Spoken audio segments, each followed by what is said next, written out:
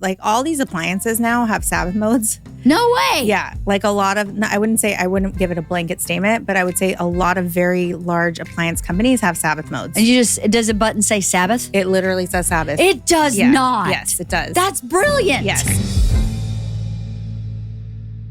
I'm so glad to see you. I'm happy to see you too. You're such a good friend. Thank you. And I feel like not as good a friend to you as you are to me. I am so busy. I'm not a good friend to anybody lately. And I was joking when you came in today. The only way I get to see my friends is to podcast with them. So I just am like, who have I not seen in a long time? Oh, Kendra. Haven't seen her in forever. I would love to catch up with her. And I have a great subject matter to talk to her about. Let's do that. So I'm sorry I haven't been as good of a friend as I would like to be. It's okay. You get a pass. You're super busy. I get it. We're all busy. Yes. I'm busy too. It's like we run our day-to-day lives and then, and I'll talk about that also. It's like, when do you get downtime? Yeah. Like on a weekend. Really, that's it. And for me too, it's the same thing. It's like I'm going with the kids, with work, with my husband's things, his work. Yep. So 2 kids are gone. 2 kids are gone. And 2 kids are home. Yep. And because your 2 boys are gone and your 2 girls are home. What is that like? And how old are your girls? Tell me again. My daughter's, the youngest one is 13. She just turned 13. And my older daughter just turned 16. Oh, it's how, a lot. How is it? It's fabulous. So, easier or harder than the 2 boys? Because your 2 boys are now, let me guess, 20?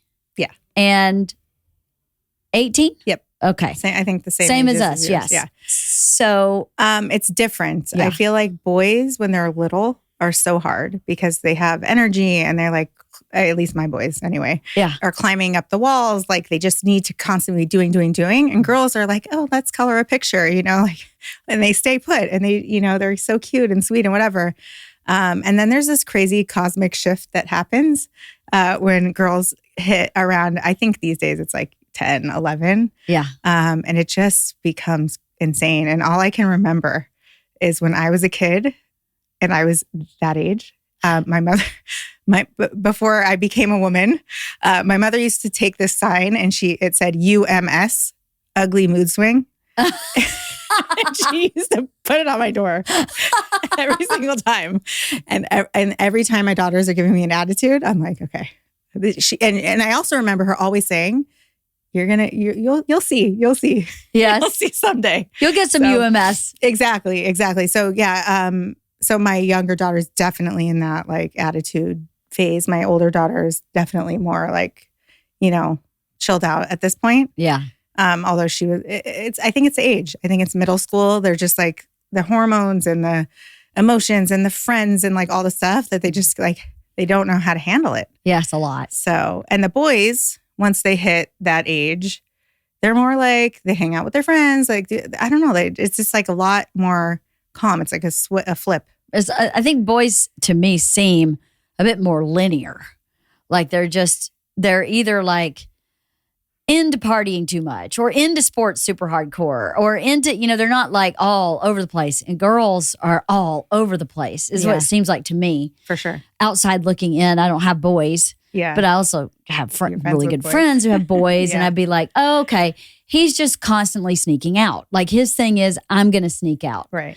And the sneaking out involves these 3 or 4 things every time. Mm-hmm. My girls are like lying over here and friend drama over here and, UMS over here. And it's just all over the place. But boys seemed a lot more like it's this. It's going to be this. They're just going to like break this rule. Yeah. I mean, look, my oldest, I love him. He's amazing. Definitely gave me a run for my money.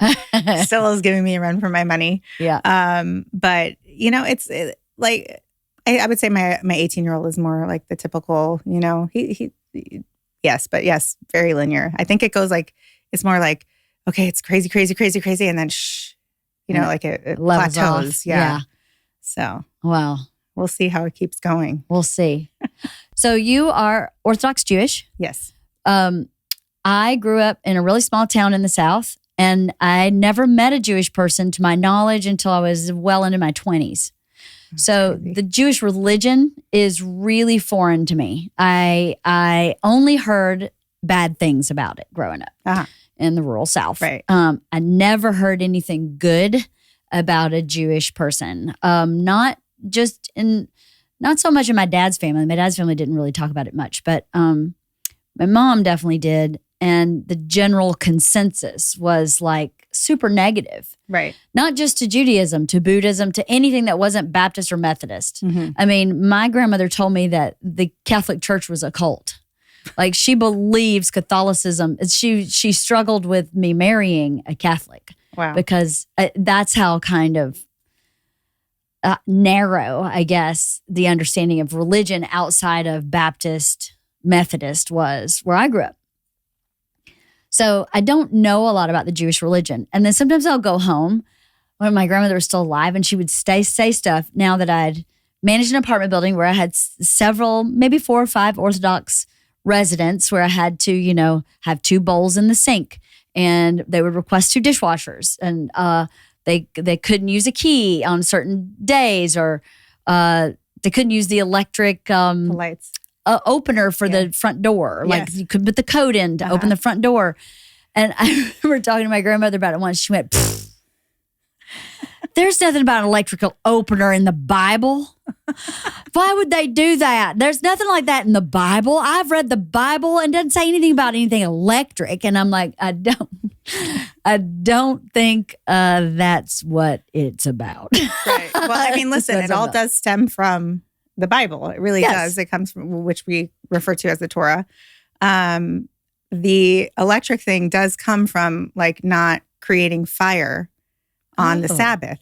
Okay. And what is our fire in modern times? It's electricity. It's like, how do we turn on, we're not lighting a candle to see, we're turning on a light. Mm-hmm. We're not lighting a fire to cook, we're turning on the oven. So all of that, it's like, adapts for the times. So where in the Bible does it say that you can't use fire on the Sabbath? Well, I actually am not going to be able to tell you. I don't remember. I've read the Bible. Just so you know, I've read the Old Testament and the New Testament completely. So it's not a part of the stories. It's more of like the rabbi's interpretation of like different things, like with when it comes to keeping the Sabbath. So it's all based on the Torah, right? We got on the 7th day you rest, which our 7th day is Saturday. Okay. And there's so many Jewish books, and I just want to start this by saying I did not grow up Orthodox. Right. So I think that's like a really important thing. Very important. And I definitely don't want to misrepresent or misspeak because I don't know everything. My daughter didn't end up coming with me today. I was like hoping that she would come and be able to be like, if I have a question, is it okay if I talk about like I want to hear everything you want to tell me. The process. Yeah. So I became religious in college when I went to UCLA. But you were Jewish. I've grown, yes. Growing up, just not Orthodox. I've always identified as Jewish growing up. My family, my grandparents are Holocaust survivors from Holland. They came to America in 1960 and were very culturally Jewish my whole life. My Holland, just so you should understand, like in the scheme of European Jewry, was very modern. Enlightened, that's where like, in Western Europe is where the whole Reform movement started. Okay. Although my grandfather did grow up Orthodox, he actually chose to leave when he became of age. Like not when I'm not bar mitzvah, but like, which is 13, but like older. Yeah. My grandmother also, her family was like traditional. They kept kosher, and I'm not sure about Shabbat. Like I don't know because I never met those grandparents. But so they came to America and they're like, okay, we're Jewish. And they were involved in the temple in Riverside, which is where I grew up. They were involved in like a Jewish singing group. And my grandparents used to talk, not so much my grandfather, but my grandmother used to go speak at the high schools about the Holocaust and her experience. She had a very parallel story to Anne Frank in that when the Holocaust started and when Nazis came and invaded Holland, she was in her early 20s. I want to say she was a nurse and she was working in a mental hospital. And the Nazis came to the mental hospital and basically it was a Jewish place.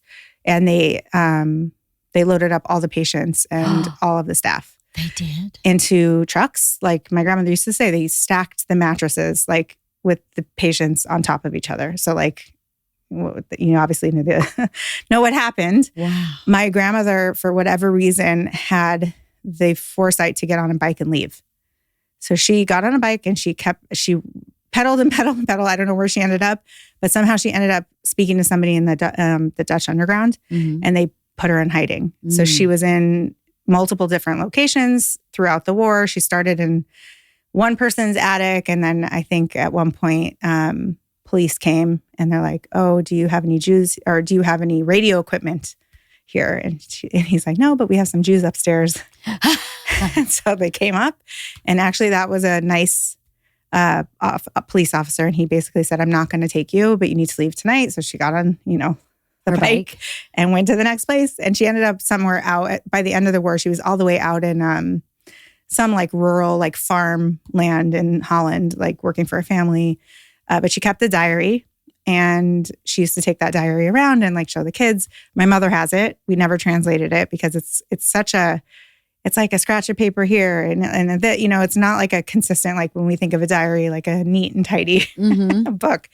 But I like, one of my dreams in my life is to get that translated. But it's this crazy kind of catch-22 because it's so precious to us. And if anything happened to it, it's like, who do we trust? Like, who's the scholar that wants to sit and go through this entire diary? But I want to know what it says, you know? So she always talked about it. We didn't have that like weird, there's Holocaust survivors like my husband's grandmother who never talked about it. It was like a secret. And then my grandfather was very proudly Jewish, but like, again, he was turned off from religion from, I guess in his teens. And he also worked for the underground, and he actually ended up, I gave you his book once. I don't know if you ever read it, but I would love to make a movie about it. He actually smuggled out 50 Jews from Holland into Belgium, I think. But his story is also like super fascinating with like fake IDs and like, it's like the stuff movies are made of. Wife of the Party is sponsored by BetterHelp. How do you stay cozy during the winter months? For some, wrapping up in a blanket with a mug of hot chocolate or watching a movie with family is the best way to spend the month of December. Therapy's a great way to bring yourself some comfort that never goes away, even when the season changes. And another part of December sometimes can be stressful. Family's a lot of shopping, a lot of buying, a lot of wrapping, a lot of decorating, a lot of undecorating. It's stressful. So it's so nice to have someone to talk to, like a therapist, a professional therapist, to help you organize your thoughts, deal with your family, get some rest, help you suss out how you should be handling this month. If you're thinking of starting therapy, give BetterHelp a try. It's entirely online, designed to be convenient, flexible, and suited to your schedule. Just fill out a brief questionnaire to get matched with a licensed therapist and switch therapist anytime for no additional charge. Find comfort this December with BetterHelp. Visit BetterHelp.com/wife today to get 10% off your first month. That's BetterHelp, HELP.com/wife. Wife of the Party is sponsored by Omaha Steaks. Omaha Steaks is the perfect gift to deliver comfort and joy to the ones you love with curated gift packages. Every steak is perfectly aged to maximize tenderness and hand-cut by master butchers in America's heartland. Their grass-fed, grain-finished beef has more marbling for exceptional flavor and is the choice of steakhouses and professional chefs around the world. Omaha Steaks has been America's original butcher since 1917. I know I say this a lot, but it is true. It's hard to not riff on the truth. I send my dad and my Uncle Steve a box of Omaha Steaks very regularly because I know it's high-quality meat. Not only do they have great beef, they have seafood, they have one skillet meals, they have dessert. Their chocolate cream pie is out of this world. So give the gift of comfort and joy with Omaha Steaks. Visit omahasteaks.com for 50% off site-wide on unforgettable gifts and more. And for an extra $30 off, use promo code WIFE at checkout. Minimum purchase may apply. That's 50% off at omahasteaks.com and an extra $30 off with promo code WIFE at checkout. Anyway, the point is that I just like always wanted to go to temple growing up. And like my mother was totally not like attached to any kind of religion. We celebrated Hanukkah, but I almost because it was like a Hallmark holiday. It was like there's Hanukkah and there's Christmas. And like, we're Jewish, so we do Hanukkah, even though we had a Hanukkah bush, right? Like we used to put a tree in our living room and decorate it with blue and white and put like, like blue and white lights on our house. So there was always like something in me, like a seed that just like wanted to, like grow and find out more about my family and my history. And finally, when I went to college, I was like, okay, I have to sign up for classes. I was a history major. Mm-hmm. And what am I going to sign up for? Oh, there's intro to Buddhism. There's intro to Judaism. And so I decided to go for the Judaism, which I guess was kind of like, I guess that was like the puzzle piece. Like God had a plan and this is part of the plan. Kendra goes to Jewish studies. So at the time, there's this program. I'm not sure if you've ever heard of it. It's called Birthright. And it just started my first year of college, which was in 1999. And basically, the Bronfman, I think, the Seagrams people, they endowed this fund to send Jewish students on an all-expenses 10-day trip to Israel just to become connected with their land. Wow. And so they came into my Jewish studies class. They're like, hey, we have this trip. Everyone needs to apply. And then we're going to like do a drawing and we're going to choose who gets to go. So I applied and I went. And it was like, that was like the first like aha moment, like the change in me, like, okay, I'm Jewish and like this is I need to like be a part of this because this is me. Right. And I really felt it when I went to the Western Wall, which we call the Kotel. Mm-hmm. And I just like I can't even imagine, like I can't even tell you like the emotion that overtook me in that moment when I stepped up to like this wall that's been there for like thousands of years, and it's just like it's like you felt that connection, like that, like just generations and generations, And so I came back to LA and I was like, okay, I'm going to get involved. And I got involved with the Hillel organization, which is a more like pluralistic organization at UCLA. And then, what is pluralistic? It means like all kinds of Jews. Like It's not just like, it's like, this isn't Orthodox people only or conservative or whatever. It's like Reform, conservative, whatever. I made amazing friends there that I'm still friends with today. One of my really good friends that I met there is actually a rabbi at Sinai Temple. Nice. in Los Angeles. She's amazing. And, like I still have those friends from that, even from the trip, today. Like that, it was amazing. Anyway, so I got involved with Hillel and I just felt like I was like, this is great. Like I love being Jewish, but I'm still missing something. Mm-hmm. I need something. So there's another organization on my campus, which was like it's kind of like, it's an outreach organization. There's a lot of different ones. I don't know if you've ever heard of Chabad. Mm-hmm. So Chabad is one. And then there was another organization called JAM, which was Jewish Awareness Movement, which was at UCLA. And they kept calling me and say, do you want to come for Shabbat? Do you want to come for Shabbat? Like, and they would set people up at different people's houses in where you used to live. Yeah. For Shabbat meals. And like you could go for Friday night, you could stay for the whole time. They would set up whatever. And just to experience the Shabbat. So I it's the funniest story. Well, what is Shabbat for people listening? Shabbat is from Friday night at sundown until Saturday night at sunset. It's just like a time for family. And it's observed differently, like across the board. Reform people, conservative people, and Orthodox people do it differently. Reform, it's more like likely to have maybe a Friday night dinner, maybe go to temple on Saturday. They drive, like, it's just like, but it's that connection to their religion. Conservatives kind of the same. Some of them don't drive. And then Orthodox people, we actually completely shut off from the world, from Friday, which Yes. So it's always complicated in my business with like clients and then the holidays too. But we turn off everything from Friday night at sundown until Saturday night after the sun, there's 3 stars in the sky. So it's usually an hour after sunset. And what does that mean? That means that we turn off our phones. We do not drive. We do not watch TV. Like if we have lights on, they're all on timers or they're set before Shabbat starts. We've cooked all of our food that we need for the entire, like for all the meals. And there are 3 meals on Shabbat Friday night, lunch on Saturday, and then there's a 3rd meal right before the Sabbath finishes. Mm-hmm. And it's just like this time to reconnect. It's to me, like, it's the only time that you get to like sit down with your kids and actually have their full attention. Right. Which is crazy because people don't get that these days. Right. So I highly recommend to everybody I love that a part. 24-hour unplug every week. It's just a reset, and it's so funny because when I tell people about it, they're like, I'm so jealous. Like, you could do it too. Just turn off your phone. Okay. I have so many questions about that 24-hour period, but I don't want to get off track. Off my let's story. Come back to that. Yes. Shabbat. Yes. Spending Shabbat. So okay. Put a pin in Shabbat. You, the outreach program said, hey, let's set you up in the Shabbat. Yes. Right. So it was this one lady named Naomi. And it's a funny story about Naomi. I have to tell you. She used to call me, you want to come for Shabbat? I used to be so annoyed. No, I'm not coming. Click. So finally I was like, fine, I'll come. And then they actually had a trip to New York that they took us like during the holiday time. So December, which is like the coolest time to be in New York.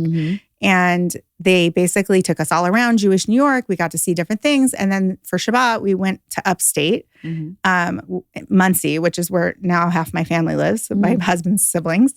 And we were set up with families and we spent a Sabbath for the 25 hours with the family. And I came home from that and I was just like, wow, because you got to see what an Orthodox Jewish family was, because I was never exposed to that. I grew up in Riverside where you say like, I didn't know any Jews in the South. Well, there was like not very many in Riverside either. Right. I didn't really have that many Jewish friends growing up.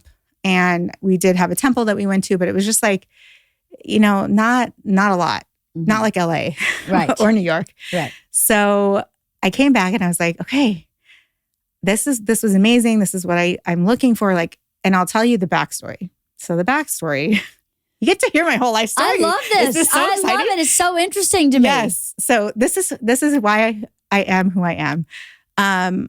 My mom is amazing. She raised 3 kids, as a single mother.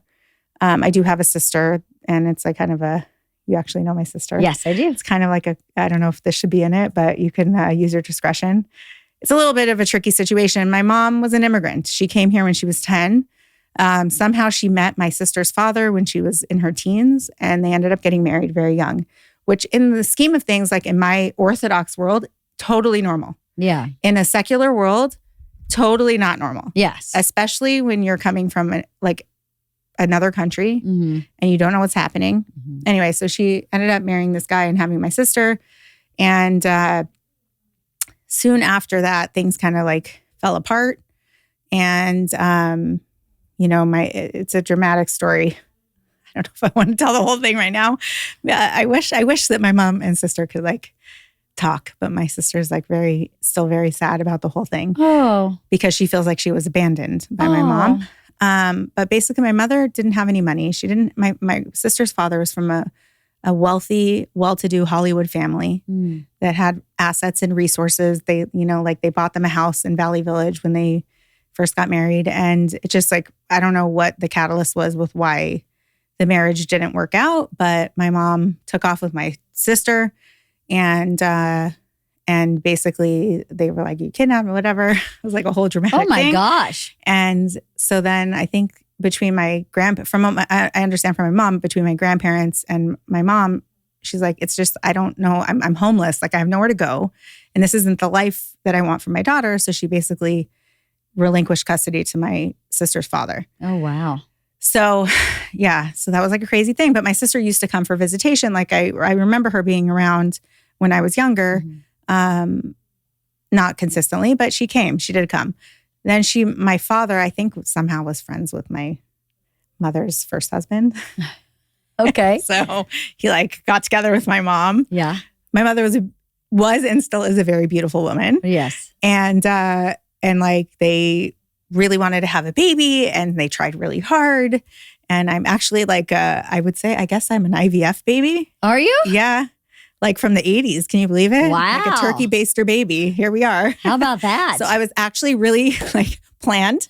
Yes. Anyway, so my mom had me and lo and behold, I guess this is like a Hollywood story. My father cheated on her and my mom she just had a baby and she was like super stressed out. Like she actually ended up getting an ulcer and almost dying. It was like a crazy whole story.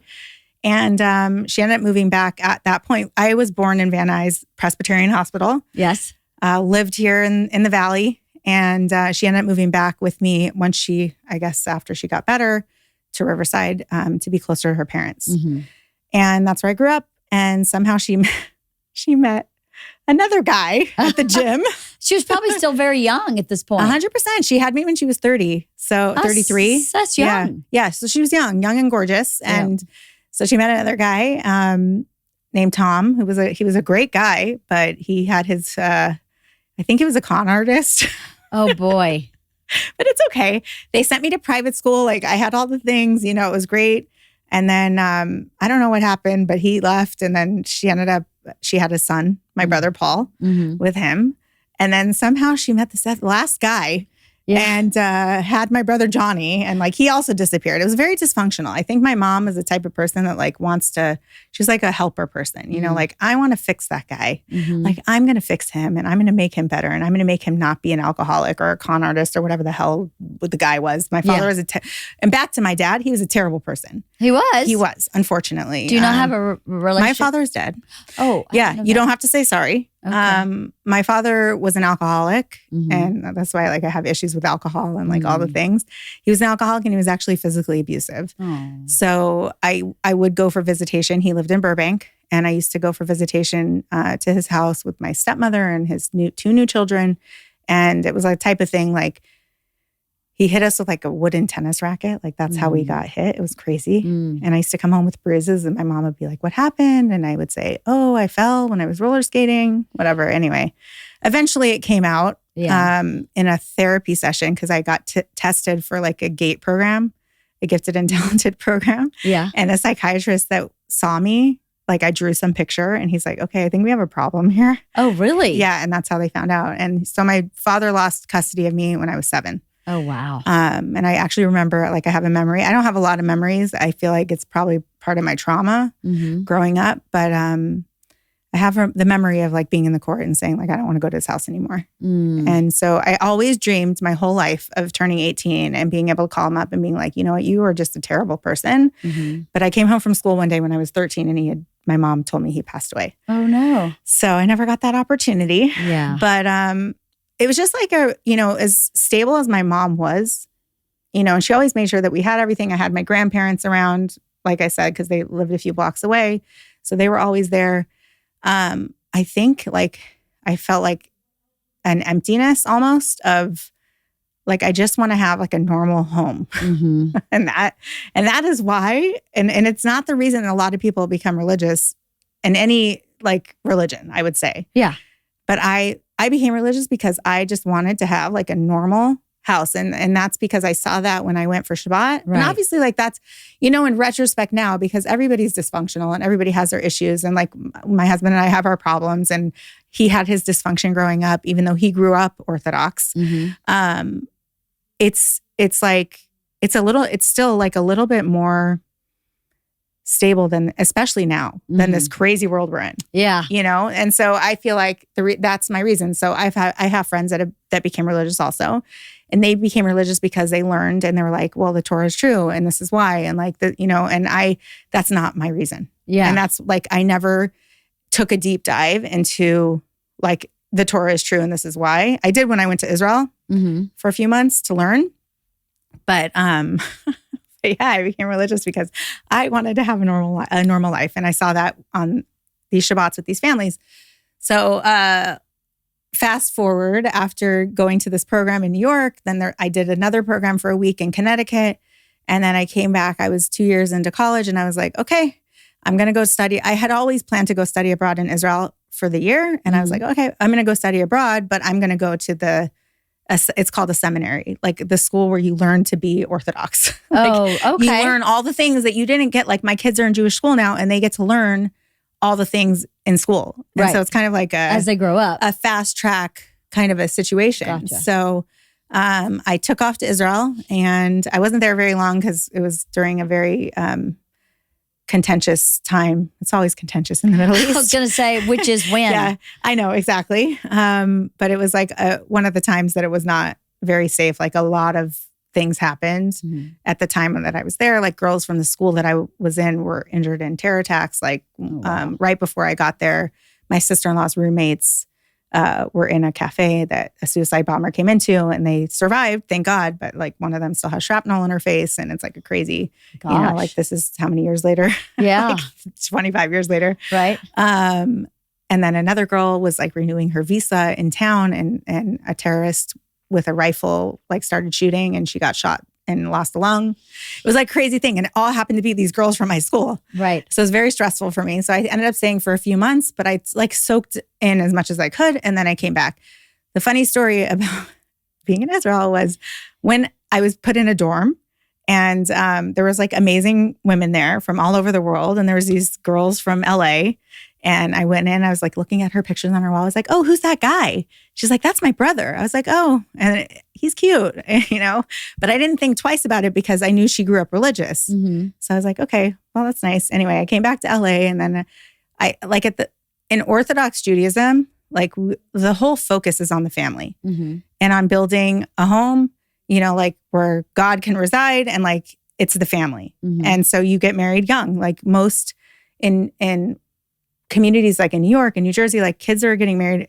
I'm saying kids, they'll get married when they're 18. Right. And they end up growing up together. Right. And they have big families and whatever. So I came back. I'm like, okay, I'm ready to start dating. So I went to a matchmaker. Nice. It's a very... you went to like a match, like this is a person, a real... It's a real thing. It's a real concept in Judaism. That's so cool. It's called a shadchan. That's the name. Okay. And they have like the Netflix show. I'm sure you've seen it. No. Well, there's one. If you okay. want to look it up. There's a show on Netflix with the Orthodox Jewish matchmaker. So basically she has like a book of guys, and she's like, oh, he might be good for you. You want to like, here's this thing. And then he'll call you, you talk on the phone. And like, if there's a connection in the conversation, then you go out on a date. And then if you like each other, you go out on another date. And then if but the whole process is really fast because you're going to think this is really interesting and have lots of questions. When we date, we do not touch each other. Yeah. It is not there's no physical intimacy that happens until after you're married. Right. So you really get to know a person, like who they are, because you're talking to them and you're really just like getting to the deep stuff. Yeah. So you can't touch each other at all. No. You can't shake a hand? In business, like I'll shake a hand. You know what I mean? Like that sort of a thing. But like when you're dating somebody, and like when my daughter goes to date somebody, when she's ready to get married, she's not touched. Like they don't touch this. It's called Shomer Nagia. That is what it's called. It's like protecting the touch. And because touch is reserved as an intimate thing between a husband and a wife. I went out, I came back, she set me up with a few guys. So because I became religious, like the obvious thing is to set you up with somebody who's either like okay with people becoming religious or became religious themselves. So I went on a few dates with like duds. They were total duds. And I was like, gosh, this sucks.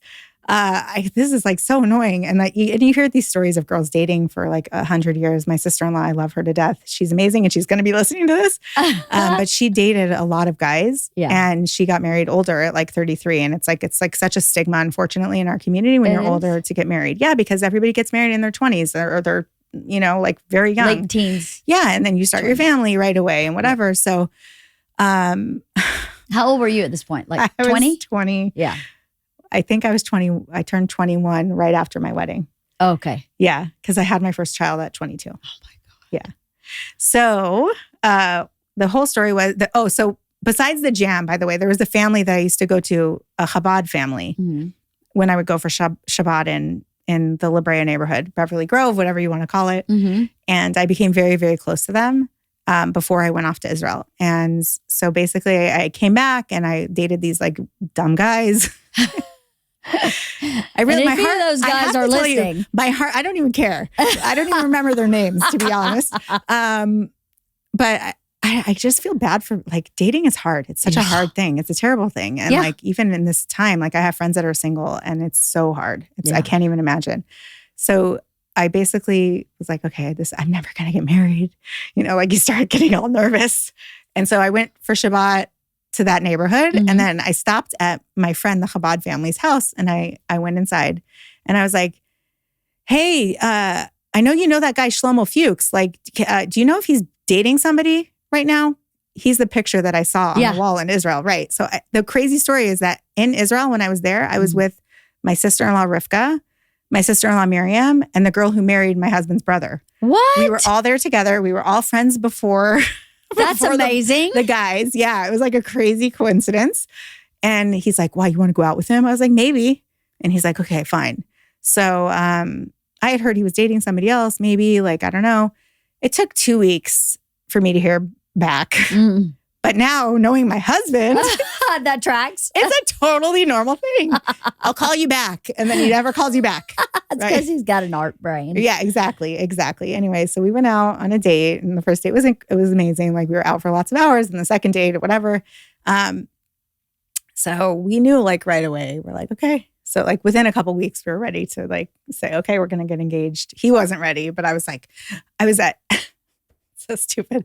I was enrolled at UCLA, and I was like, if we're going to get engaged and we're going to plan a wedding, like, this is so my personality. It is so, I'm in it already. This is so Kendra. I was like, I need to know if we're getting married in December, because that's when there's going to be finals, and I can't be planning a wedding and doing finals at the same time. You need to tell me right now. That is He was so not ready to propose. That's so funny. So he's like, fine. He's like, I pushed him. Has that changed at all throughout life? No, and it's like all the red flags with him and all the red flags with me. I wonder if we went back when we were like, okay, wait, maybe this isn't a good idea. I don't know.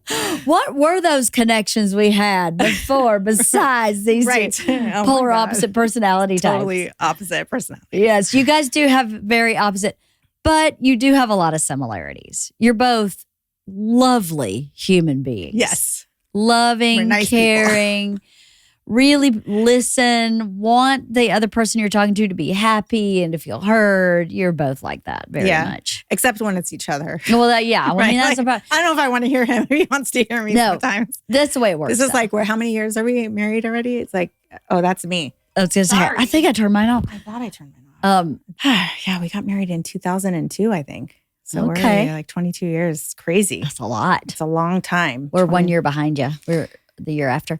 Oh my gosh. That's crazy. So you were 20 when you got married. 20, almost 21. I can tell you, I think a lot of people can relate to what you're saying about looking for. What you were looking for was family. Yeah. Sounds to me like you were looking for family, and family is the focus of the Orthodox Jewish community. Yeah. I know every Orthodox resident I had in my building, 100% is all family. Right. And even Judaism in general, my experience of all our friends here are Jewish. I don't even know if they're definitely not conservative, but they're reformed. Right. Families first. Yeah. It's all family. And, it's true in other religions, not just Judaism. It's true. And I grew up Baptist, and family was first and communities first. So I think that exists everywhere. But where you see it first makes a huge impression, I think. I had a family that lived across the street that had the family that I created. Mm-hmm. And so it's the same, not the same experience, but a similar experience where you went to that Shabbat dinner and something inside went, oh, this is what I've been missing. This is what I'm looking for. Right. I'm going to do that. Yeah. I did the same thing with that family across the street. Yeah. I remember feeling it in 8th grade, going, this is what it's supposed to be. Right. Okay. It's only when you grow up in dysfunction that you have those feelings, right? Like you're like, okay. That's two parts. I want my mom, who's for sure going to watch this. Yes. I had an amazing childhood. I really did. Like, for what she could give me, giving her resources, like the lack thereof, because there's plenty of lack, believe me, but we never, and she'll even say, like, nobody ever knew how poor we were. Right. Like, you couldn't tell, because we were just always very put together and whatever. Yeah. And, thank God for my grandparents, because they were really like the driving stable force in our lives, like supporting my mom, like holding her up, and then she was able to hold us up. So, but again, it's just for me, I wanted, and I think like the community aspect also, like I didn't really touch on that, was like a really big factor, because the Jewish community is such like, it's like so one that you don't, I don't go to church. Like, I'm sure it's the same in a church, but there's like the crazy resources and the way that people will bend over backwards for each other when somebody's in need, whatever it is, it's not normal. It's really not normal. There's organizations that provide food for families that can't, like every single week, they get a box of food because if they don't have money for Shabbat. And they do it in such a modest way. They come and they just put on their porch and it's there. Right. And these organizations take gajillions of dollars to run. There's organizations to help families that are infertile, to help pay for the treatments and refer them to the right doctors. If somebody, God forbid, has cancer, there's an organization for that. It's just crazy. So I feel like it was the family aspect and the community aspect, because we weren't really part of any kind of a community in Riverside growing up. My grandparents had their friends from the temple and their Jewish group and their singing group. And my grandmother's a truant officer. Oh I wish a truant out. You would love her. How she was adorable so is that? Yes, she used to ride around in her yellow Mustang and just spitfire of a 5-foot Dutch woman with an accent. Oh my God! Calling. I used to help her make calls. I don't know. It was totally a tangent. It was back in the day where you used to have to pick up the phone and be like, "Hello, Mrs. Smith. Why wasn't Bobby in school today?" So I literally would help her make phone calls to these people. That's awesome. And if she couldn't get an answer, she would drive to their house. Oh my God. And be like, "Hello, you need to go to school, get in my car." Oh my gosh. So yeah. So I'm saying she had her school community. Yeah. And my mom had her community. She used to she was a big gym rat, her gym friends, those people. I'm not sure who else were my mom's friends, but she had lots of friends, but it's just different. It's different. It's different than seeing the same people. I have a group that I go to on Wednesday in the mornings where we learn together. We're reading a book by this woman who Jewish. It's usually a Jewish author, and it, has to do with relationships or between people and whatever. And so you have that kind of a thing. And then the men, they go to the synagogue. They're supposed to go to the synagogue every day, 3 times a day, to pray in the morning, in the middle of the day, and in the evening. Generally, the middle of the day and the evening are kind of next to each other. So they'll go at when it starts to get dark, and they'll pray then, and then they'll be there. And then the men will they learn from the Talmud, which is where all the rules come from. You're asking where does it say not to turn on the light switch? So the Talmud is where it kind of breaks everything down. Okay. I'm not sure which rabbis wrote that. This is beyond my scope of knowledge. Right. Because this is the phone a friend moment. Exodus 35:3 states, "Thou shalt not kindle a fire in any of your dwellings on the Sabbath day." There you go. Thank you, Halston. Which that was in the Talmud? This one just says the Bible. Right. Okay, maybe it's in the Bible. I don't know. It's in the religious documents. Somewhere in the Jewish work, it says it. Don't ask me because I didn't go to Jewish school. Right. So my daughter might know. Right. Because this is part of her curriculum also, is learning all these things. Right. Learning all the rules. They have a dual curriculum. They learn their English studies and then they learn the Jewish stuff. And they learn about the prophets and all the books, the stories.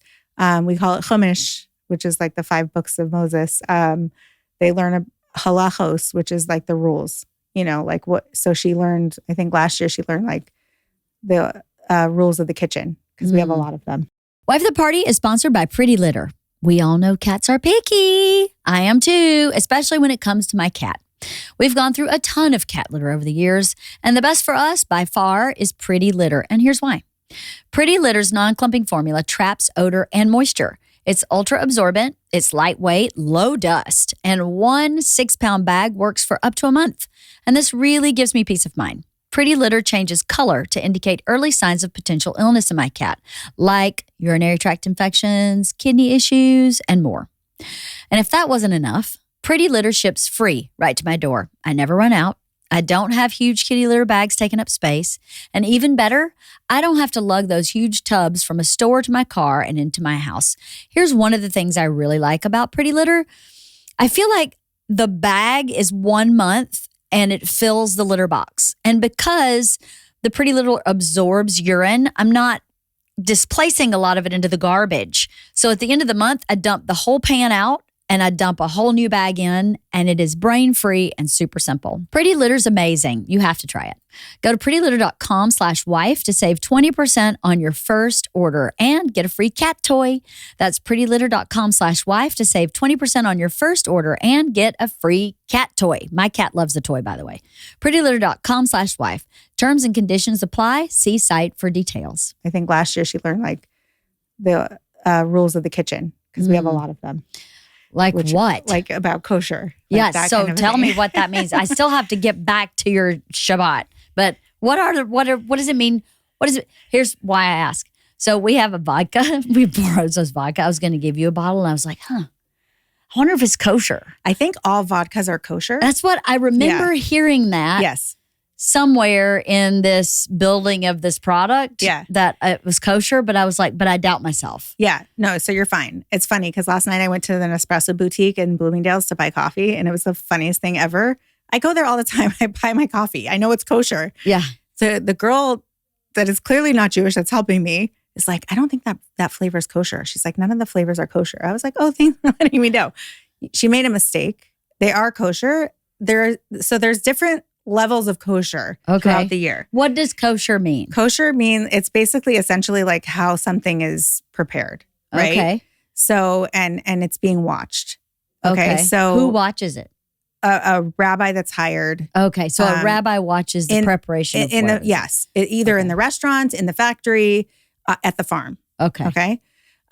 Basically, she was confusing that it's not kosher for Passover because Passover, like it's the same kosher rules, except it's a whole other level because we're not eating any leavened product. And like, there's like gotcha. a whole crazy, like it's the most insane thing ever. And I always say, like, I can't imagine that the people in Poland with the dirt floors were like doing these crazy things, but maybe they were, I don't know. Again, it's evolution of time, right? Right. Like things change. And as we learn more and have more knowledge, like we have to adjust those rules. Well, probably the people in Poland with dirt floors, everything was kosher. Because Right. there was no factory processing anything. Exactly. You went in your yard and killed your own pig. Yeah. So you did it We didn't the right kill pigs. way. We Oh, don't kill well, pigs. sorry. You're right. Sorry, my bad. Yes. Nope. No pigs for us. Goat? Okay, cow. goat. Cow? Yes. Okay, Chicken, no pigs. Sorry. Chicken. My husband's father actually was a chicken guy. He sold chickens when he came from Poland after the war. Actually, he was in Poland and then he was sent to Siberia. Oh my God. And he worked in Siberia for a period of time. And then he was sent to a displaced persons camp in Germany where he met my husband's grandmother. And then they eventually came to America. And it's a funny story. They're like, where do you want to go? And they said, someplace Jewish. So guess where they sent them? Los Angeles? No, Washington, D.C. What? Like, what in the world?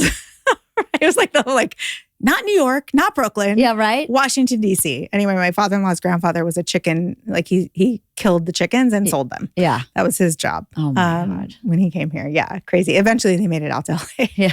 At some point.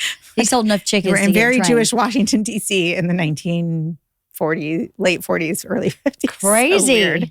Yeah, super weird.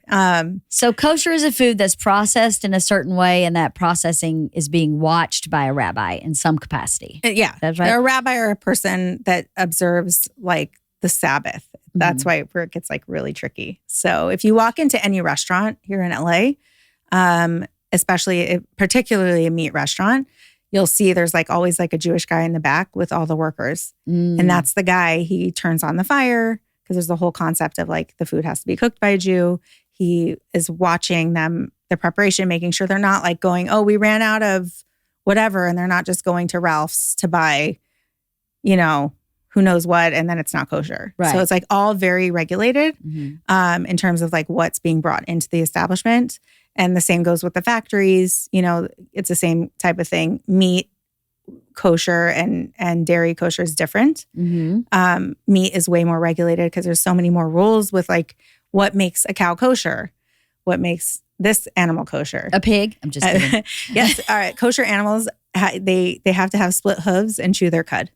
That's the requirement. Okay. So that leaves us with cows, goats, sheep, like that, all those types of things. So that's kosher, but dairy kosher is different. Dairy and kosher- you have to keep them separated, Separate, right? You yeah. have to keep dairy and meat separate in every way. Like Can they be in the same fridge but in a different drawer? They can be in the same fridge. They can even, some people might not do it, but if you have a pack of cheese sitting on top of your beef, as long as it's not leaking into it, it's totally okay. So they're packaged. Some people get sealed. really like crazy in the supermarket. They're like, only put this in this bag and this in that bag. Like, it's not, the main thing is like, if you know that your meat is like leaking and it's going to get on in the pack through the package of the cheese, like that's a problem. Yeah. Okay. So the actual items can't touch each other, but the packages can. Yeah, they can. Yes, exactly. Okay. So, and then I remember from managing the apartment building, they needed 2 bowls in their sink. Yeah. Because you don't wash the meat plates with the dairy plates. Is that right? Correct. Yes. Okay. Yeah. So then can you put meat and dairy in the same dish? No. So you can't have like lasagna? Nope. Well, we do have lasagna, but we'll use either meat and no cheese, or meat and fake cheese, or meat or fake meat and cheese. Can you do like zucchini and cheese? Yes, vegetables can go with any cheese. Eggplant lasagna. 100%, totally fine. Okay. You just can't mix the milk and the meat together, and that no milk and meat. That you shall not bathe a kid in its mother's or milk or the calf, and it's like something in the Bible. Like don't, because milk is life and meat is like, you have to kill it. It's like a whole weird. Interesting. It's like an energy thing, sounds like. Yeah, that and God said, don't do it. Don't mix them. So Did he say it in the Bible? Yes. Okay. Yeah. It's that you shall not bathe a kid in its mother's milk. Halston maybe wants to look it up. And that was interpreted by the rabbis as you can't mix dairy and together. Meat. Okay. Yeah. And actually there's people that don't, from the Sephardic faith, or the Sephardic sect of Judaism, which come from like, the Middle East, Morocco, like all those places, they will not put cheese on fish even because it's like too similar to meat. Yeah. It's meat adjacent. Meat adjacent. It's meat. So you got to keep Exodus 23:19 says, "Do not cook a young goat in its mother's milk." There you go. Yes. This verse, along with similar passages in Exodus 34:26 and Deuteronomy 14:21, are interpreted by Jewish tradition as a blanket prohibition on mixing meat and dairy products in the same meal. There you go. How about that? So we don't do that. Yes. Thank you, Halston. Yes. So then the kosher for bread is about the leavening agent, and that's not like all day, every day. That's like at Passover and not, is it called high holidays? Oh, so kosher. So kosher for Passover means that we don't, because that's a whole memorial of us leaving Egypt, and we took our bread and it didn't rise and it baked into these crackers or like hard, whatever interpretation it is. They're like crackers today. So we don't eat anything that's leavened on Passover for those 7 days. That being said, it goes so deep. It's like there's a deep dive. Like there's 2 types of Jews. There's Ashkenaz and Sephardi. Okay. Sephardi, like I said, were the ones that came from Spain, Morocco, Middle East.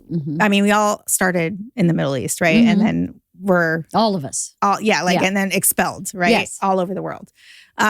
So basically, the Ashkenaz are like Polish, all the European type. Yeah. Although there's a big mix because my family was expelled from Spain originally. Oh, okay. So my family has a Sephardic background. So like you could have people in these other countries that are European that are from the Sephardic background because they got kicked out during the Inquisition or whatever, and a lot of them came to Holland. Right. So basically, so we don't eat like even corn or it's like so crazy. Corn? On Passover. I was like, you never eat corn products. What else? Beans, like no beans, no corn, no rice, nothing on Passover. Why? Because I don't know. It's a grain? Like maybe it got mixed in with the wheat. I don't know. So they just say, forget it. Like we're only eating, matzah. Because the Pharaoh loved corn. Could be. I don't know. Corn. He was buried with 2 things of corn, and we're like, no corn. But the Sephardic people will eat that. They'll eat rice and corn and all kinds of. So their rules on Passover are not as crazy as ours. Right. And it's one point of contention with me. Interesting. Okay, it's so hard. It's so hard. Passover is a really hard holiday. Jews of Eastern European descent avoid eating beans and corn on Passover because they are considered kitniot, Kitniot. a category of foods that includes legumes, grains, like rice and sage, which are traditionally not eaten during the holiday due to concerns about potential mixing with meat and That's other it. similar. What about why you can't eat greens? No, greens, yes. Oh, he said greens. Grains. Oh, grains. Grains, yeah. Grains. Yeah, so Gotcha, that's why gotcha. Passover is like in its own special like compartment. Category. And yeah. So can I ask you questions about Shabbat before we get too far into Sure. anything else? Okay, so how do you heat up your food? Like, do you just eat everything cold for a day? So before Shabbat on Friday, before it starts, we like everything gets heated up in the oven, and you can like, and then the oven can be kept on like. We 200 have or we have whatever. a Sabbath. Actually, like all these appliances now have Sabbath modes. No way. Yeah, like a lot of. I wouldn't give it a blanket statement, but I would say a lot of very large appliance companies have Sabbath modes. And does a button say Sabbath? It literally says Sabbath. It does Yeah. not. Yes, it does. That's brilliant. Yes. My refrigerator has a Sabbath mode because even the light turning on when you open it is a problem. So Can you buy these at Best Buy? you can, but you have to know the brands. Like I think my fridge is Samsung maybe, and my KitchenAid is my oven. Yeah, but I have those name brands. I wonder if there's a Sabbath button and I just don't know it. You probably do. You have to Google like your model number and, Yeah. and type blah, blah, blah model Sabbath mode, and it'll tell you how to do it. And then you can watch a YouTube video because it always helps. because then you have to, everything's Yes, on YouTube. exactly. That's so awesome. Yeah. And cool. Yeah. So That wasn't in existence when I was managing apartment building. no, but there are ways like, so when we have a holiday, because this past holiday season was crazy. I don't know if you tried to get a hold of me during October of this year, but I was offline. I would say like forever. And I think that every one of my clients that wasn't Jewish wanted to kill me. But it was very stressful for me also because I feel like, you know how I am. Like I want to be Yes. there for you. Yes. I always answer my phone. I'm always there. You are always thinking. Yes. That's another one of my questions. But We'll go back to the ovens. so you put everything in the oven and then you put it on Sabbath mode, which is also like 200 or something. Yeah, it's 200. And it just sits there. So you can, if the fire's lit before sundown, can it stay lit until the 3 stars are in the sky? Yes. Okay. So there's another thing called a blech. It sounds like a weird name. Blech. Blech. It's a hot plate. It's a hot plate. It's So- a hot plate. Yes. So Okay. people will leave out a hot plate and they'll heat their food up on that on Saturday. Oh, okay. We also make this amazing thing, and maybe one day you'll come over on a Saturdays to try it. It's called cholent. Cholent? Cholent. It's like the worst name. The Sephardim call it chamin. Okay. It's a dish that's cooked 24 hours. Not Okay. 24, 12. So we put it in the crock pot Mm-hmm. before Shabbat starts. And what does it consist of? They're all different varieties, but generally it's like beans, barley, potatoes, spices, meat, and like meat Yum. bones. And you put it in there. And then by Saturday at lunchtime, you have a hot, like it's like a stew almost. It sounds delicious. Yeah. And so that's what people will eat. But whatever, like you eat salads and fish, like there's absolutely not a lack of food, 100%. No, I would imagine in not. a Jewish house on a Shabbat. Like No. it doesn't exist. Well, You I have don't your imagine. hot plate, you're good to go. You make your cholent and all the other things. You can't imagine the things that people serve. Come up with. It's I would crazy. imagine I would think it's kind of fun to figure it out. Yeah. It's kind of like, let me figure out how I can make this. Well, I have to tell you, like we live in this world of like fancy.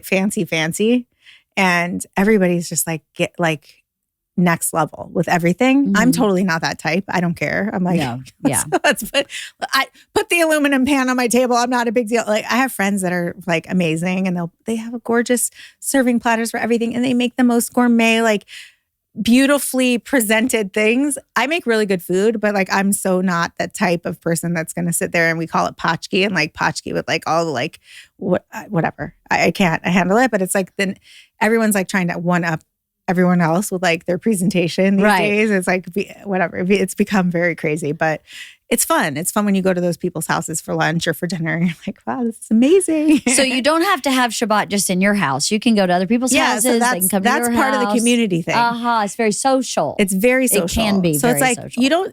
you're so busy, like you said, you're so busy that you don't see anybody Mm-mm. except your good friends that you have over for whatever. Like you'll on see the them. podcast, on Yeah, the podcast. all Exactly. the But time, I'm yeah. saying like for us, we know we're going to see our friends every weekend. It's like Yeah. that just every Saturday whether it's in Shul in the synagogue or if it's because we got invited to their house for lunch or if there's a celebration like this past weekend at the synagogue, there was a bar mitzvah and they had a big thing. It's called a kiddush. And like the entire community was there and they serve a bunch of food. And it's like, then you really see when there's like a community celebration, we call it a simcha. Like then you see everyone. It's amazing. You know, like when we had our son's bar mitzvahs, it was so nice. Like the entire community comes and everybody supports each other. And like, it's amazing. A person has a baby in our community and there's usually with a boy, there's always more, like a little bit more celebration because, you know, like that's just a cultural thing. I feel like across the board, everybody's like excited for a boy. Because they have a bris and they have like a whole thing. So the Friday after the baby boy is born, they have a thing welcoming the boy. And the community will come and celebrate the boy being born. This is even before the bris sometimes. And that's the Friday after they're born. Yeah, the Friday night. After the meal on Friday night, then like they'll be like, oh, so-and-so had a baby boy. We're having a Shalom Zachar at their house. And there people like there's food and candy and shots and drinking and all the like celebrating, you know, lots of l'chaims. And, but people will drop off all the things. Like they'll drop off the candy platter. They'll drop off the cookies. They'll drop off the cakes. If you're having a bar mitzvah, it's the same thing. Or, you know, like I have all these WhatsApp chats for different parts of the community. There's a community in LA. I'm in their WhatsApp chat. There's one here. And you'll see a lot of times like so-and-so's having a bar mitzvah. Would you like to get together to send them a floral arrangement? If so, like zell me, you know, whatever. It's That's just like, so lovely. It's really nice. It's community. Even across the world. I'm saying like my son is in Israel. And when he first got there, there's a boy, he's in a school for kids that were kind of more like out of the box types, you know? And I've had kind of a struggle going through school, whatever. Anyway, one of the boys there is really into Ninja Warrior. And he like made the very tragic mistake of climbing it looks almost like an Eiffel Tower, but it was electrified. And he climbed it and he got electrocuted and fell 40 feet. Oh my God. If I told you that there's a happy ending, with the power of prayer of the entire world, you can't imagine the entire world came together for this boy in prayer, like saying prayers for him, doing good deeds. We call them mitzvos, like everything for this kid. He is out of the hospital. He's still having some rehab, but he is walking. He is talking. Wow. It's like 3 months, but the point was that his mother lived in New Jersey and she basically went to Israel while he's going through all of this. Yeah.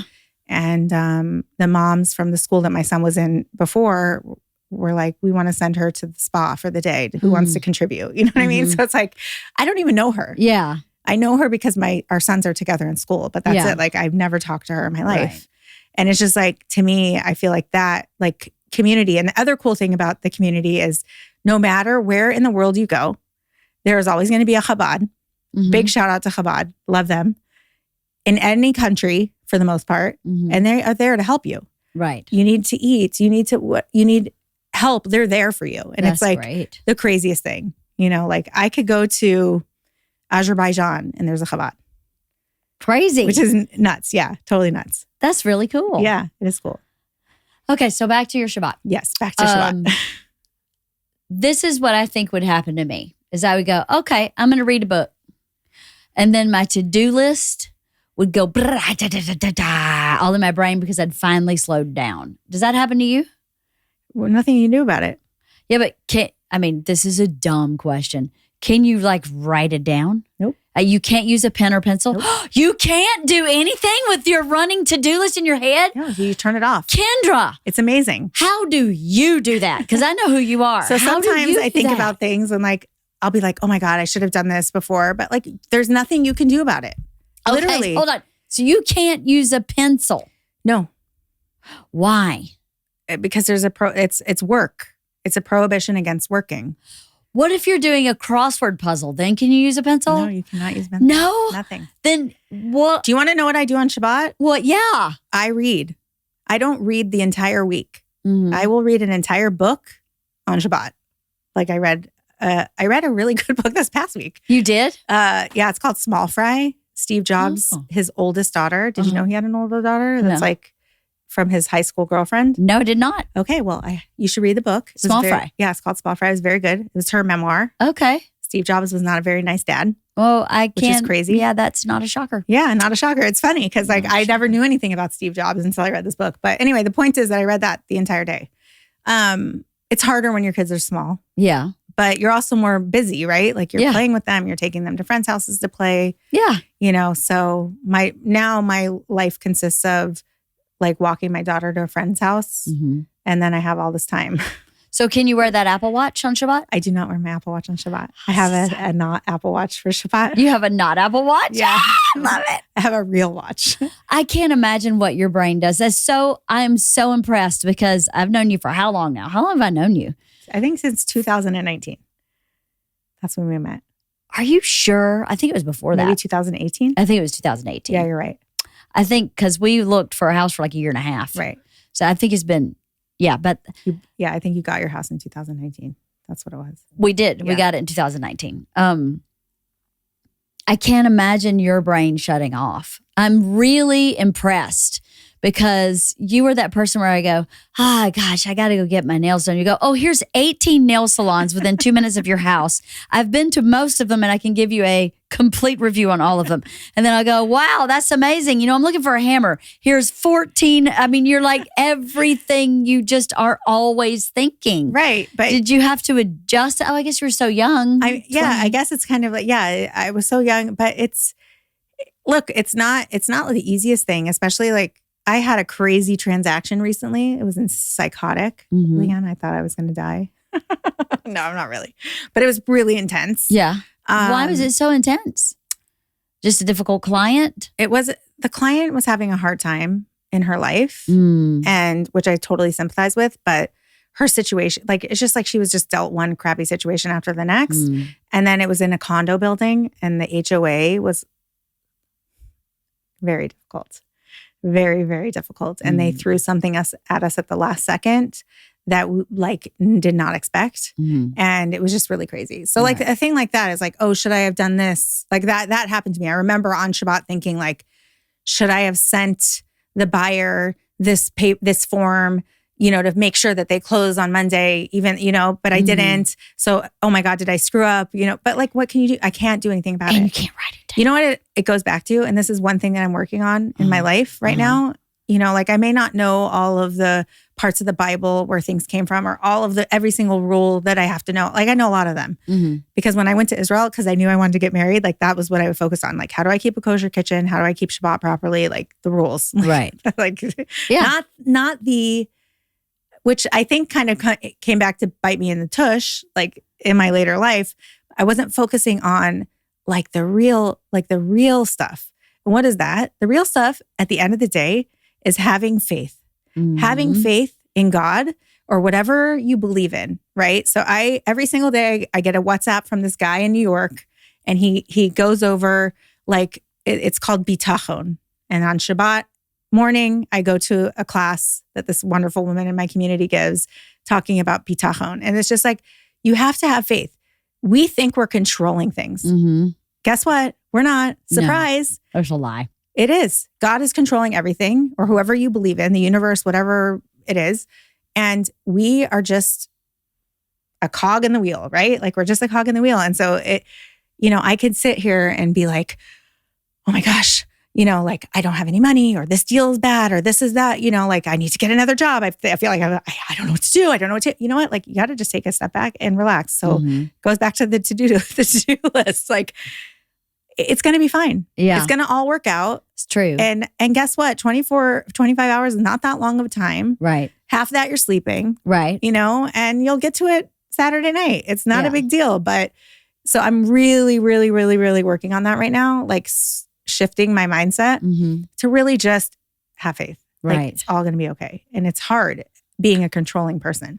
Well, being faithful is the easiest hard thing to do. Yeah. Or the hardest easy thing to do. Yeah. Yeah, it is. Yeah. It is. Once you get into that place of really having faith, it's like the most ultimate freedom, I feel like. But getting there is really hard. Yeah. I feel very faithful as a person, and I don't believe in a particular religion. I believe in God completely. And Yeah. and spirituality, and however you skin that cat is how you skin that cat. I don't care how you do it. Right. I think it's one of the reasons, well, you're such an open, beautiful person that I don't experience you as having any kind of prejudice against any person for their religion or anything. Yeah, totally. And I don't think you have that in you, and I don't have it in me either. Right. So I reflect on life sometimes and on my group of people and who I choose to love and to have as friends. You're one of those people. And if you wrote it down on paper, all the people I'm friends with, there's so many different religions, there's different races. I mean, Sandy's my best friend. She's Chinese. She grew up Buddhist. You know, I'm I consider myself very good friends with you. You're Orthodox. I mean, they're just all over the map. Did you ever think? I mean, Shiva is Persian. Right. She's a great friend. I have, a bunch of white girls, as I typically would. Miss Pat and I are very, very good friends. And she's completely different from me, but from Georgia also. Right. What matters most, I think all of those people have faith. Yeah. They just do. Yep. They just believe in something bigger than themselves. Right. That is in charge of everything. Right. And the surrender to that kind of faith is so freeing and pure. Right. And trying to control, I'm as bad as anybody at making to-do lists. Yeah. But I don't stay upset much. I think that's the thing, is I don't really say stay upset. I get upset. Right. But I don't stay upset, because being upset is part of the human experience. Staying upset is a lack of faith. Right. Right. Because you have power to make choices that are supported by what the universe is showing you. This is the way to go. And if you listen and you follow, then those upsets just kind of dissipate and go away. Right. It's really a beautiful thing. But in my 20s, I would have said, you are full of shit. Same. You Same. You don't know what you're talking about. That is, I can definitely control this. And it's just not the way it No, works. you sure can't. I guess I don't wish for anything. I'm glad I was able to become that. Yeah. Right. Yeah. I was going to say, I wish I could come back and change my younger self. Right. But if I'd done that, I wouldn't have had this journey. So I don't wish for that. I think all you can do is give it over to your kids, and just kind of like grind it into their brain so that they don't make the same mistakes that we did. But it's really like, they're going to make mistakes. Of course there are, because they're kids. Yes. Like they have to make mistakes. But to instill that, just like God's your father. He's going to take care of you. Yeah. And for me, I feel like the hardest thing is that I didn't have a father. So it's like a total mindset shift. My mother was my father and my mother. And so people have told me, like, Kendra, you just got to, you didn't have a father that was there for you, but this father is there for you. So you just have to just like accept it, and ask and cry out and say, like, like I have a situation right now with work, and I keep feeling like, what's going to happen? And I keep telling myself, you know what, Kendra, stop, just stop. It's whatever's meant to happen is going to happen. Yes. And it's either going to go your way or it wasn't meant to be. And we say in Judaism that, like, the high holidays that we just had, that are like how much money we're going to make, like what's going to happen to us for the next year is inscribed in the book of life, like Rosh Hashanah time. It's sealed right after Yom Kippur, like when the gates slam shut. Right. There's a little extra bonus week where we have that holiday Sukkot where we eat outside in the booth. But like everything is decided for you then. So it's just such a not growing up this way and being a controlling person. It's just been such a like crazy shift for me and an awakening. And I'm really working on myself. I'm not totally there yet, but nobody is. I hope I will be. Yeah, but you hear these people. The lady who gives my class on Saturday, her family is like unreal. Just like the stories she tells that are real because it happened to her. You're like, there's no way in this world. How does that happen? Yeah. God's going to take care of me. It's going to be fine. Yeah. I'm not going to worry about it. She told a crazy story. It's like such a random thing.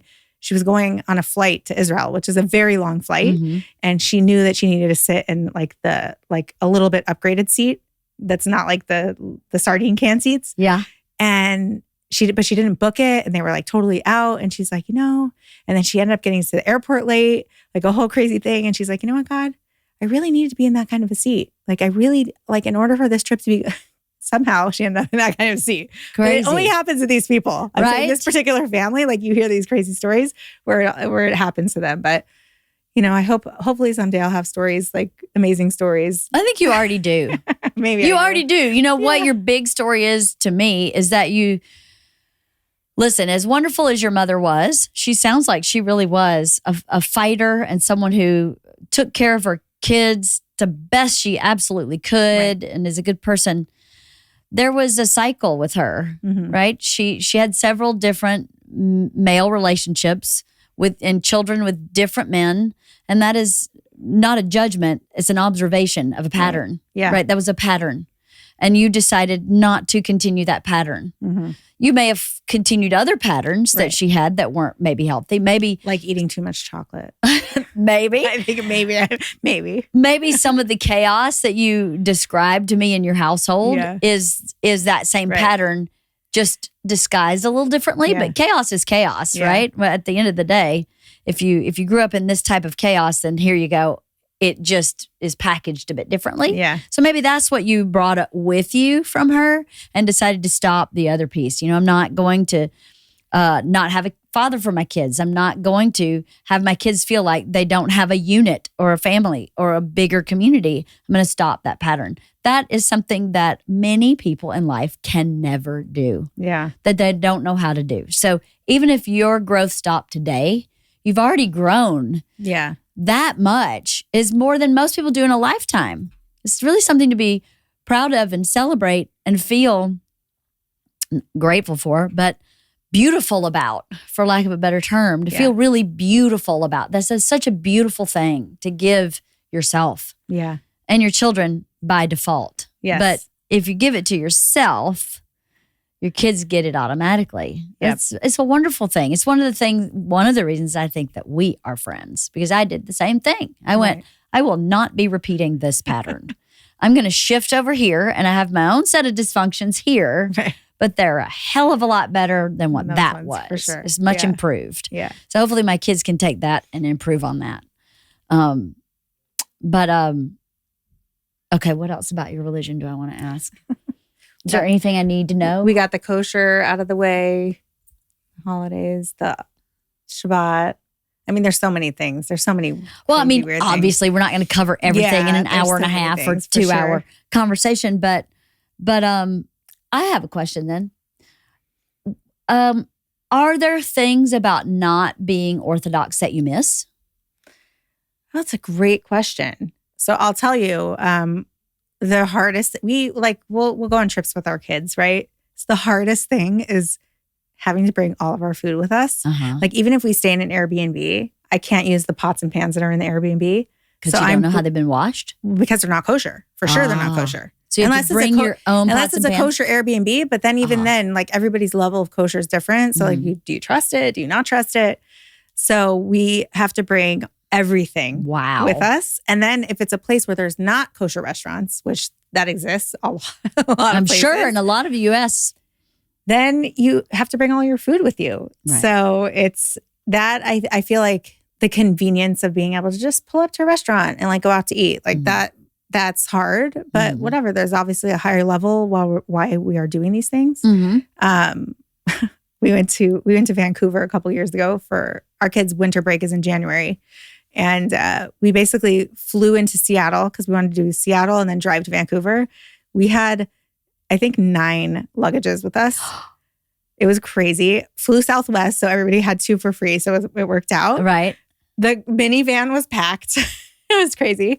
But that's because there's like in Seattle, there's 1 or 2 kosher restaurants. Wow. And in Vancouver, the community in Vancouver is kind of like trickled out.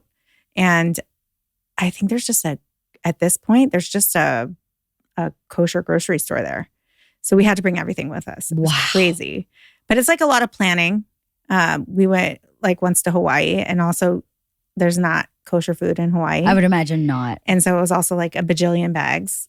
But it's also like I feel like even a family, like a not Jewish family or not kosher family going to Hawaii, like it's so expensive. It's so To expensive. eat out like every single meal. So if you're dying, if you're somewhere and you cannot get kosher food, do you just not eat?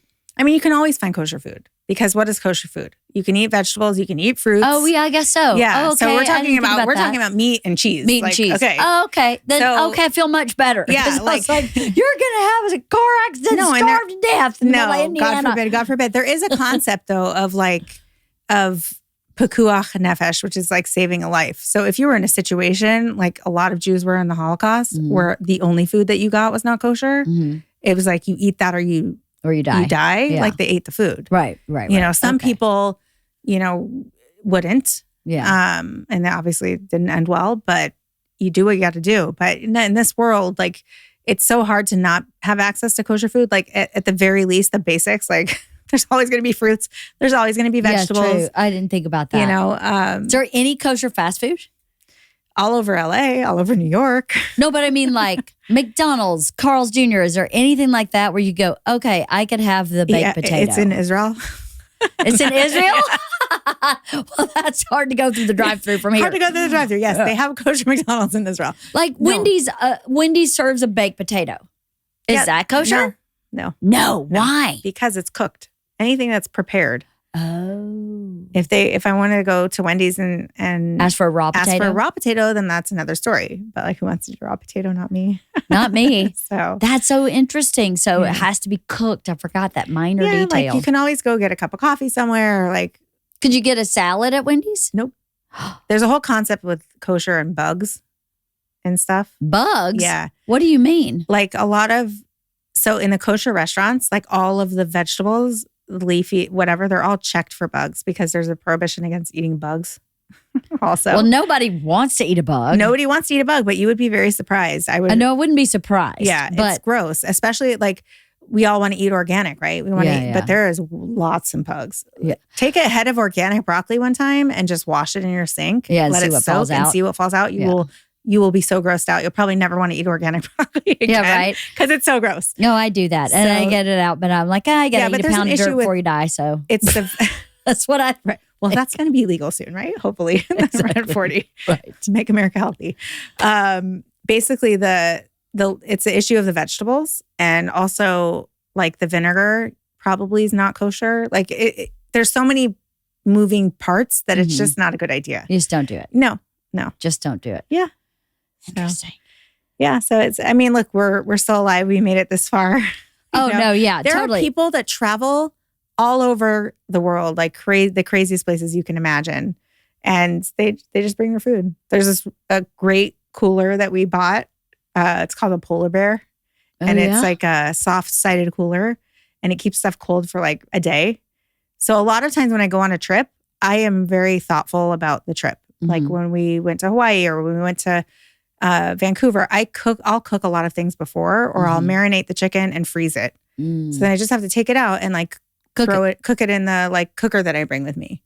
You know, you bring a cooker with you? I know it sounds crazy. You bring is it like a crock pot? Mm-mm. No. So there's this really cool thing every Orthodox Jew you'll ever meet will know what it is. It's a Betty Crocker. It's like a pizza maker. Have you seen it? No. It's like this like. Is it like a waffle iron but pizza? Yeah, but it's like it gets hot and there's a good depth inside. Is it like a George Foreman? It's kind of like a George Foreman, but it doesn't have grill marks. It's more like a griddle. Right? Okay. So is it like a hot pocket?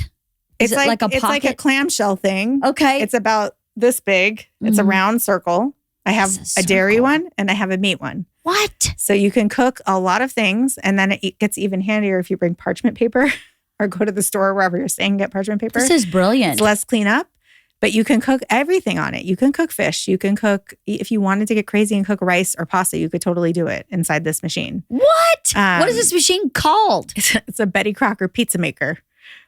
You'll see it on Amazon. It's like $35. Best investment ever. Every Jewish person that goes anywhere has one. Orthodox Jewish person. That's amazing. Yeah. So that we take those with us, and that's like really how we cook a lot of the stuff.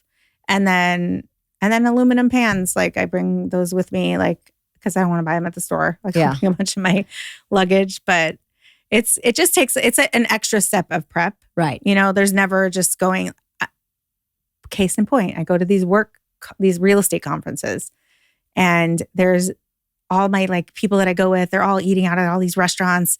There was one that I went to in Orlando last year and in Dallas. There's like the kosher food places are far out from where the convention centers are. Mhm. So I literally like will meal prep my food. I bring it with me on the plane and I will heat it up. And I even in Dallas, I like pulled it out at the restaurants. Like my friends went out to a restaurant, I just brought my food I ate it in funny. the restaurant. I was like, I don't think that you can't do that in a kosher restaurant, by the way. So I No. thought that was a super interesting thing. Like they didn't say anything to me. I ordered a nice tea or something, but a kosher restaurant, you cannot bring any outside food into the establishment. Because they just don't know how Right. kosher you are Correct. actually. Exactly. So they There's can't like a trust standard you? in the restaurant. Yeah. So for me, I thought it was like an interesting juxtaposition, you know, like, oh, I could bring my food into this restaurant, but like, Right. if But not there. not So, vice versa. Orthodox women wear wigs. Yep. Or hats. Both. Why? Okay, I knew you were going to ask this question. Why? Because the hair of a woman is like an intimate thing. And you're going to be like, but your wig is so beautiful. Like I look- didn't look- know. I mean, I didn't Look know how you had a beautiful my wig Yeah, is. It is. Everybody now knows that I wear a wig. No, I'm just kidding. Sorry. No, it's fine. I don't care. I actually think that wigs in today's world are so much more normal across the spectrum of every single person that exists in Mhm. I think Los so. Angeles, at least Hollywood. Yeah. Like, Where it's we are totally living. normal. And also in places like Atlanta. I Yeah. mean, women do have wigs all the time. Yeah. No. So I actually love it because I don't have to think about my hair. I don't have to think about like getting that. Like that's like an extra step I don't need to worry about because it's Mhm. already done. It's Yeah. like sitting in my closet and I just put it on my head. So basically the hair of a woman is like considered a very intimate thing. And it's like usually this most beautiful thing, not always, but Yeah. like considered a thing of beauty. And it's really reserved for a husband and a wife. And that's it. So women only wear wigs or hats or other hair coverings. There's like scarves that people Mhm. wear after they're married. Mm. And when they're kids, they're not, you know, like I know like in the Muslim faith, the girls, I think I don't even know what age it is. They start covering their hair, I think when they're like little girls Yeah. even. I think But so. for us, it's only After you're married. Once you're married, yeah. So before you're married and you're dating, you just have have your your hair. yeah. And then after you're married, you cover it. Yeah. Okay. And a lot of people be like, oh, well, your wig is so much more beautiful. And a lot of girls, their hair before they're married was not so nice. Right? I had great hair, like very similar to my wig. So, but it's not about like they don't want you not to be beautiful. Like that's not, right. No. that's not it. It's just like this layer of intimacy hmm that you're reserving for your husband. So if you're just walking around the house, Yeah. So in my house, if I know that I'm not having anybody over, like other people, Yeah. I don't always have my hair covered. so your kids have seen your hair. Yeah, totally. Yeah, But okay. there are people that don't ever uncover their hair. Really? Yeah, like they're like It's just for their husband, it is just for their husband, not yeah. for their kids, not for their kids, not for their sister, not for anybody. So if Amazon rings the doorbell and you have to answer the door and you don't have a head covering on, what do you do? well, I have hats by my front door. Oh, okay. So On you my just throw hat it out. rack. That's, I always that's have a hat too lying easy, around. Kendra. Yes, like You mean you have a plan? we're always prepared? Yes. yes. So Okay. That's interesting. Yeah. So I know your friend, your friend really, Rachel, Yes. was on talking about her clothing line, which Yeah. I love, Linear. And it's about modesty. And is that along this? It's not about modesty, but modesty is part of what she factors into her designs. yes, Is that the same reason as the hair? yeah. I mean, the modesty goes for everybody though, like for all women, right? Like men also are supposed to. Oh, be I modest. see. Married, not married. Yeah, like everybody. we all wear skirts. We all wear, you know, like this basic tenet is cover your elbows, cover your knees, But no pants. cover your collarbone. No, I mean most people don't. Like again, there's a huge spectrum. Even within Orthodoxy, where there are women that observe Shabbat, they keep kosher, but they don't wear a wig and they wear pants. Mm. Or crazy story, they do wear a wig and they wear pants. Hmm. So it's like, it's just a total, like you go to Israel, for example, where there's like a lot of Orthodox people there and you'll see ladies with their whole like crazy hair wraps and they're wearing pants. Like it's just, it's every community is different, every person, but like standard Orthodox, like straight, like, you know, if If you want to put it in a box, yes. But why? Why can't you wear pants? Because the pants are Men. Yeah. Uh-huh. Yeah. So, and it's like your body is for your husband. And when you're wearing tight pants and a tight shirt and your boobs are hanging out, like, and you're not saving. That's for everybody. You're not, yeah, exactly. And for me, it's so, like, I can't even understand it. Like, Yeah. it's crazy. Like, wow, I don't understand what is happening in this world that we live in. And it's pretty crazy. I went to a party last week with this young woman who's married, and she literally wore underwear. Yeah. And then a long jacket. And I was like, you're wearing underwear. Yeah. I mean, we're in a comedy club.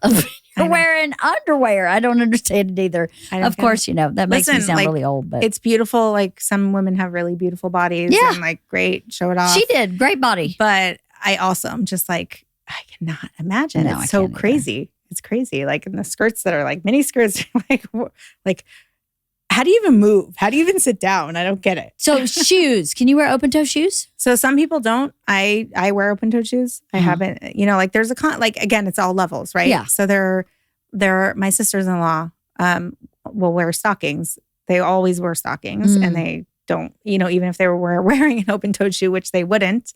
Yeah. They'd still have stockings they have on. stockings on. Yeah. Okay. Yeah.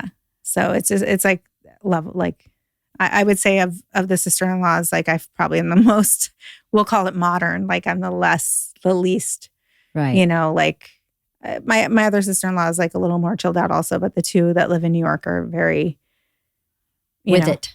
Yeah. Like, they're very strict. So if there's one thing you could change about your religion, what would it be? Oh, that's a hard question.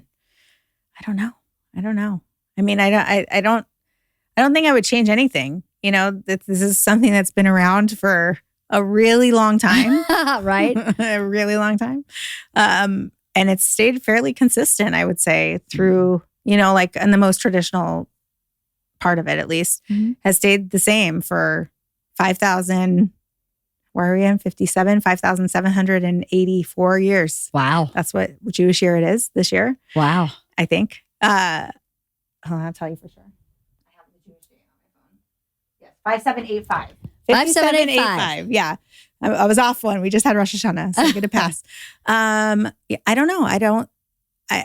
The issues that I have with things are like, I feel like they're just issues with the world. You know what I mean? Not necessarily with the religion. Mm-hmm. My mom will always be like, your religion, because of your religion, you can't do this. I'm like, hello, it's your religion. Also, Same. you just chose not to participate. Right. As fully as you do. Right? Yeah. She's not exactly the I love same. my mother, but she says funny stuff. I don't know. I don't think I would change anything. I feel like our religion is open-minded. Like, we're accepting, like, and obviously there's going to be the minority groups that are like very insular and very like to themselves and whatever. But in terms of the way I keep my religion, I think it's fine. One thing what I would change? I wish that we didn't have 3 days of a holiday. And I would say that everybody would say the same thing. The reason we observe 3 days of a holiday is because we live in America. We live outside of Israel. If we lived in Israel, it would just be like this past holiday season. We started on, I think it was Wednesday night, and then it went to Thursday night, and it ends Friday night, but Friday night's Shabbat starts. So then Shabbat gets tacked on, right? Yep. In Israel, it was just one night. It's just, except for Rosh Hashanah's 2, but all of the other holidays that we had.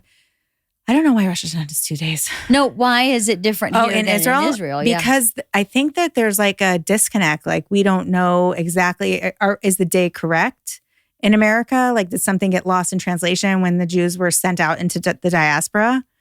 So in Israel, like, the days, like, this is the land, this is where it started. You know what I mean? Like, and this is the day. This is the day. But in the rest of the world, like, there's even a question in Hawaii randomly about like, when is Shabbat? Like, it's a question because the dateline. Like, when do you start it? Do you start it at this time? Do you start at the regular time that you start it? Yeah, it's a really crazy thing. So that would be the one thing I wish that we could, like, like, we have so much technology. Can we figure out, like, the day is really okay. We can just keep one day. Right. And so we could have a break, like, because it was really crazy. It was really, really hard. It was a lot. It's a lot. But it's, I mean, Shabbat, like, you can imagine like one day of not writing your lists, right? Yeah. Can you imagine 3 days in a row? No. Yeah, it's hard. And it's also 3 days in a row of cooking and entertaining and like, being with your family, which is great. But sometimes you need a break, right? 3 days is a lot. It's a lot of days. Especially when you have Rosh Hashanah and Yom Kippur are pretty close to each other, right? Yeah. So, but Yom Kippur is one day. Okay. And it actually happened on Shabbat this year. So it was like just another day, like a Shabbat, like and Rosh Hashanah is what? the New Year, the Jewish The New Year. And Yom Kippur is the what? Day of Atonement. Day of Atonement. Like that's a serious day where we like you really, fast. You fast. Yes. Yeah. And fasting for us is it's a dry fast. So no water No either. water. No water, no food. Does anybody ever pass out? Of course. When I first started becoming religious, I used to have problem fasting. And I used to get, by the end of the fast, I used to start throwing up. Oh, God. It was crazy.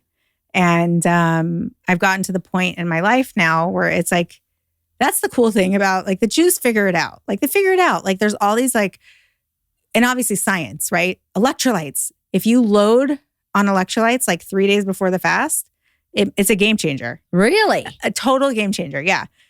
They make fasting pills, which is crazy. They're really expensive. They're like $18 a pill. Oh my God. But it's extended release caffeine, extended release ibuprofen. So I take those before with all of my electrolytes, and my fasts for the last few years have like been amazing. Oh, good. Yeah, I don't get headaches or throw up or like any of that crazy stuff that happened to me a long time ago. It's also super hard when you're pregnant and nursing. Oh, God. You still have to do it. Sometimes you can get you can ask a rabbi like for a pass, like depending on your situation. Yeah. But they always say like, especially for Yom Kippur, it's better just to like lay in bed and just don't do anything, which is easier said than done, especially if you have little or smaller children around. And to do the fast, but like whatever. It's so weird, right? It's crazy. I don't know that it's weird. It's interesting. But it's very fascinating. Yeah. And some of it, to be a devil's advocate a little bit, I totally respect everything you said. But my perspective about religion in general is all that necessary to have a connection to God and to have faith? My opinion is it's not for me. Right. It's not necessary. So that's why I don't go to church on any holiday. I celebrate Christmas, but I celebrate it more as like a meaningful time for family. Right. I don't celebrate it. Sorry, everybody. I don't celebrate it as the birth of Christ. Right. That's just not what it means for me. Right. And I completely respect that that's what it means for everybody else. And I totally respect all the rituals and the regiment that you have that is related to worship. Right. Really. But my brain just goes, none of that's necessary. Right. I mean, I got my connection and I'm good and Right. I don't need to do that. But not everybody is capable of that, I people completely need agree. structure. I think that's completely agree. Yeah. And that's why it's been going on for consistently the same. Like there's no variation. You know what I Right. mean? Like it's the same. If it ain't broke, Right. So it's Don't like fix it's for a lot of thousands of years. So it's kind of like people need the structure and this is part of the structure. Like is some of the stuff annoying and hard? Of course. But like life is annoying and hard, yeah. no matter what you're doing. So for me, it's just like, okay, this is what we do. My kids have a community, they have structure, they have boundaries. Like in this world we live in, I feel like there's not boundaries anymore. Like Right. everything is just a free for all. I this agree. kind of gives like a little bit more direction. Like there are rules that you have to follow. And it keeps you kind of like in check a little bit, in the most positive way. Yeah. And it works So, for you. Yeah. Just like Buddhism works for a Buddhist. Right. It works for you. I think that's really beautiful. Yeah. I've always admired you for your for who you are. And this is just part of who you are. Right? It's a small and large part of who you are. Yeah. I mean, I don't look at you and see your religion. Yeah. I look at you and see Kendra Yeah. and a wonderful friend and a good person and a hard worker and a great mom and a really dedicated wife and a great friend. And you're also Orthodox Jewish. It just happened to be just a side note. in the milieu. Well, thank you for talking to me about all You're of this. welcome. And I if you have appreciate any it. other questions, Well, I'll write it on your list. stew on it. Maybe we'll do part 2 and I go, okay, let's get in this deep dive. You got the call a friend ready so we can call a friend next time? Yeah. Or maybe I have my husband come. He grew up with this. It's true. This is his life. Rachel too. Rachel. Yeah, Rachel also. She grew up with it. It's Yeah. it's a different it's different coming from that world. And Rachel's world is like Brooklyn. Like this is like real. Williamsburg? No, she's from I think Flatbush area. Yeah. Gotcha. So, but it's close enough, you know. Pretty hardcore. Brooklyn, Orthodox Jews, like that's like the meat and potatoes of it in America. That's where it's at. Sure. That's for sure. That's where it's at. Yeah. Well, I'm glad I got to see you. You too. Finally. Thank you for having me. I'm glad you came. Thanks for talking to me about all this. I appreciate it. My pleasure. Thank you. Yeah.